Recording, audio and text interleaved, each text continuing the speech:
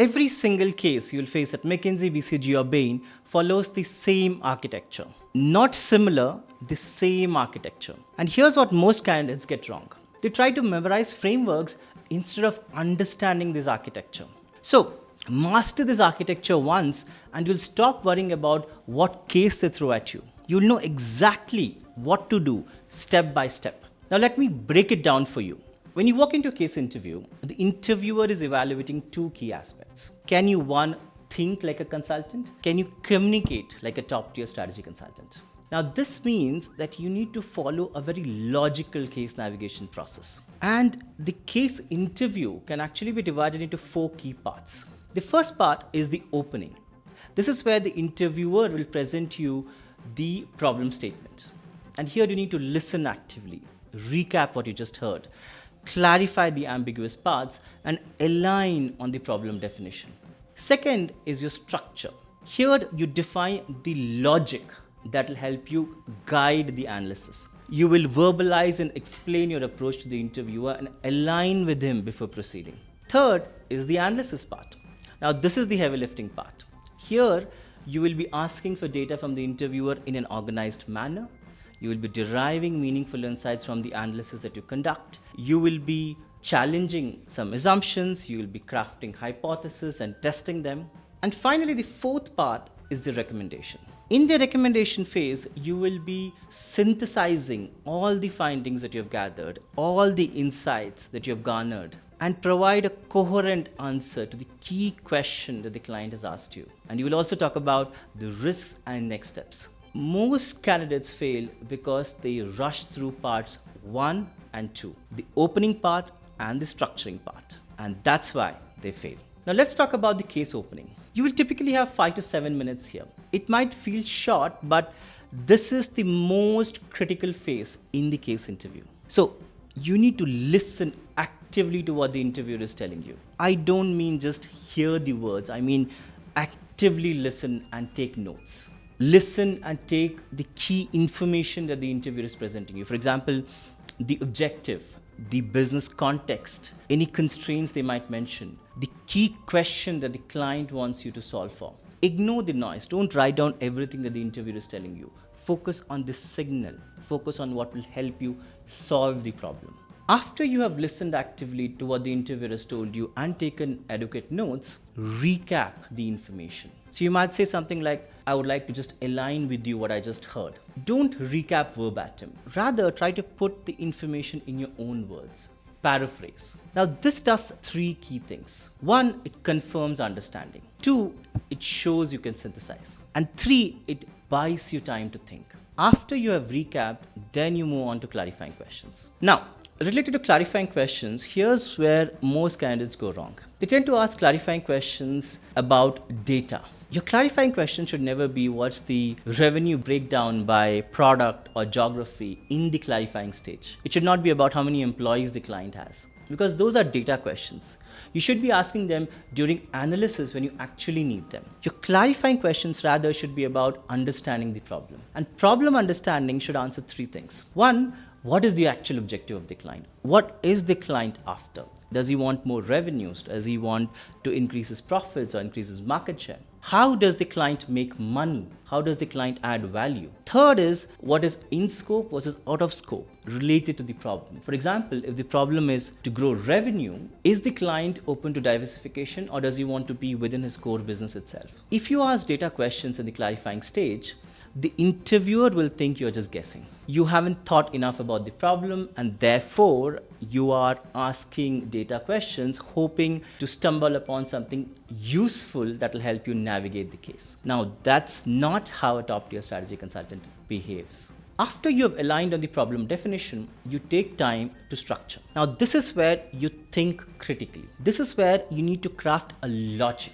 and not rely on memorized buckets and sub-buckets. For example, I might say something like, in order for the client to make this decision, for example, to enter the market or not, these 3 conditions need to be met. Condition 1, condition 2, condition 3. Notice what I just did here. I'm not randomly coming up with buckets and sub-buckets to look at. I'm showing a logic that is derived from the main question. And that's how partners think. They take the main client question and they break it down into logical sub-questions, such that the combination of answers to this sub-questions will invariably lead to the answer to the main question. Now that is a logic. When you structure, you need to formulate a logic, not list buckets and sub-buckets. After you have verbalized and explained your approach to the interviewer, always get alignment, always get buy-in. For example, say something like, does this approach make sense to you? The interviewer will often say yes, or he might nudge you if he thinks there are certain areas of investigation missing. In which case, you will take the information the interviewer has given you and rethink those analytical areas of investigation you have highlighted or listed. And once you have aligned with the interviewer, you can suggest a prioritization logic to him. For example, you could say something like, so let me start by exploring area 1 because of this prioritization logic. The key thing in verbalizing and explaining your problem solving approach to the interviewer is you need to be concise, clear, and crisp. The way you communicate and articulate your problem solving approach matters as much as your overall structure. So don't think that structuring is all about coming up with an appropriate logic tree on paper. It is also about taking the interviewer through your logic so that he gets it, so that he understands. Because the interviewer, remember, is not evaluating whether he understood or not. The interviewer is evaluating whether a client will understand your reasoning, your articulation. The other thing about problem structuring to highlight here is the interviewer is assessing whether your thinking is organized. Are you somebody who can structure problems in a logical manner? So candidates who rush through the case opening and case structuring phase and are in a hurry to jump straight into analysis, they look scattered. Even if they get to the right case answer, they will get rejected because they didn't demonstrate the process discipline.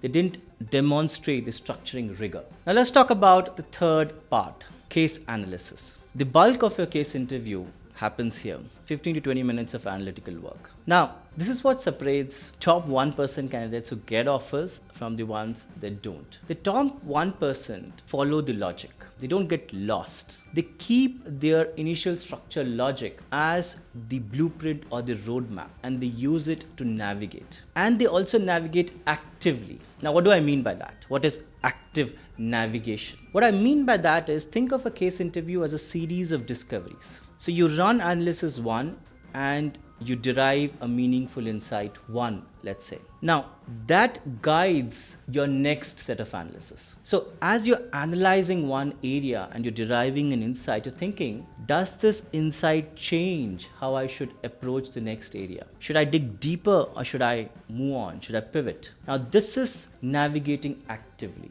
This is adaptive thinking. This is what consultants actually do. They formulate hypotheses. They look for data to test the hypothesis. They execute the analysis, and then they either pivot or dig deeper. When you're conducting case analysis, you're not just seeking data, conducting quantitative analysis, and coming up with a quantitative result. You need to put that quantitative result in the context of the client's key question, in the context of the client's objective, and derive meaningful insights. For example, let's say you are assessing acquisition of a target company, and you discover that customer A represents 40% of revenue for this target company's business, and customer A contract is expiring in 2 months. Now, this changes the entire risk profile of the target company's business, and you should derive this meaningful insight, and you should use that to recommend whether the client should acquire this target company or not. This and many other key principles you need to deploy when you're doing case analysis. For example, one key principle would be verify the assumptions that you're making. Don't make blind assumptions. For example, if I'm projecting a 5-year cost, I would verify if it's okay with the interviewer that I assume cost scale linearly. Now, deriving meaningful insights, verifying assumptions, all this demonstrates intellectual rigor. Because remember, top tier strategy consultants are paid to think. Anybody can conduct analysis, but deriving meaningful insight, providing judgment based on the insight is what differentiates you. Let's come to the fourth part in a case interview, the case recommendation. This is your synthesis moment. You distill all the findings, all the insights you have gathered from the case analysis and provide a clear answer to the key question that the client has asked you. So the way you structure your recommendation is you start with the answer, then you provide 2 or 3 key reasons or rationale as to why you're making that recommendation, and then you close with risks and next steps. Notice that you're not hedging. You're not saying it depends. A lot of mentees ask me, Ashwin, is it possible to provide a clear-cut recommendation after just 30 minutes of analysis? Yes, there might be legitimate trade-offs. It might be difficult to make a clear-cut call.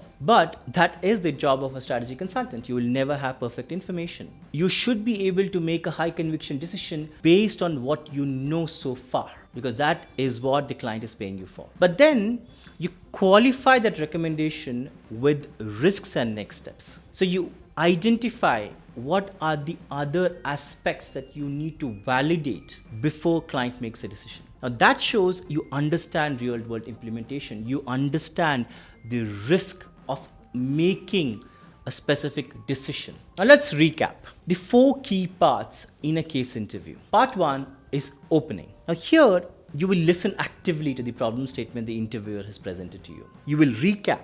You will ask relevant clarifying questions, specifically the objective. How does the business make money? What is the problem scope? And you will align with the interviewer on the problem definition before you take time to structure. Part 2 is case structuring. Here, you'll craft a logic that allows you to navigate the case analysis in a purposeful manner. The logic will provide your analysis roadmap that will help you answer the key question. In case structuring, you need to be able to verbalize and explain your approach to the interviewer in a clear, crisp manner. The interviewer, remember, is evaluating not what he understood, but what client will understand, because that will give the confidence to the interviewer that you're a client-ready problem solver, you're a client-ready communicator. Part 3, case analysis. Now here, top 1% candidates follow the structure logic that demonstrate process discipline. So here, you collect data in an organized manner from the interviewer, you conduct or execute the analysis.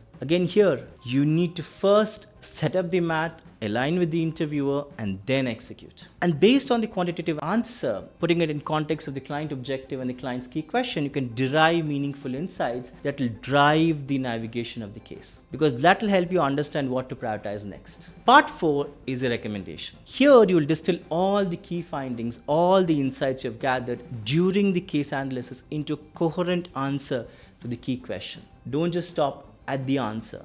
Provide also the risks and the next steps. These 4 parts are equally important in the case interview, because if you skip the case opening, you will get the problem definition wrong. You might structure brilliantly, you might conduct analysis brilliantly, but you are structuring and analyzing the wrong problem. If you rush through case structuring, you do not have a strong logic that will help you purposefully drive the case analysis, and you will get lost in the weeds. If you're not disciplined about executing the analysis by involving the interviewer in a collaborative problem-solving process, where you first set up the analytical investigation, align with the interviewer, and only then you execute, then the interviewer will not have the confidence that you will take the client along. And finally, in the recommendation, if you do not synthesize effectively, you had the insights, but you didn't land them, the interviewer will look unsure. He will think you do not have conviction on your own analysis. So every part, each of these 4 parts matter. That's why every candidate I've coached who actually follows this 4-part architecture lands offers. It's not magic, it's discipline. It's understanding of the process. It's understanding that firms are looking for people who can demonstrate structured problem solving. The cases might change. You might get a market entry case, M&A case, or whatnot. But this 4-part architecture or 4-part framework will help you navigate any case. So once you lock this in, once you internalize this, once you make it muscle memory, you will walk into that MBB interview confident. Not arrogant, but confident, because you know what to do at every step. Now that's the difference between candidates who get offers and candidates who don't. So if you're serious about cracking MBB interviews, this 4-part framework is your foundation. Master this, then practice it. For example, when you're doing peer practice, ask your peer to give you feedback on each of these parts. Did you open well? Did you structure well? Did you effectively navigate the case by conducting case analysis in a collaborative problem-solving process? Did you synthesize and recommend well? So you need to get feedback from your peer or from your coach for each of these 4 parts. If you like this video, follow me for more such content, because what I do is that I help people get into top-tier consulting firms, and I've helped more than 300 people get into top-tier consulting firms. Thank you.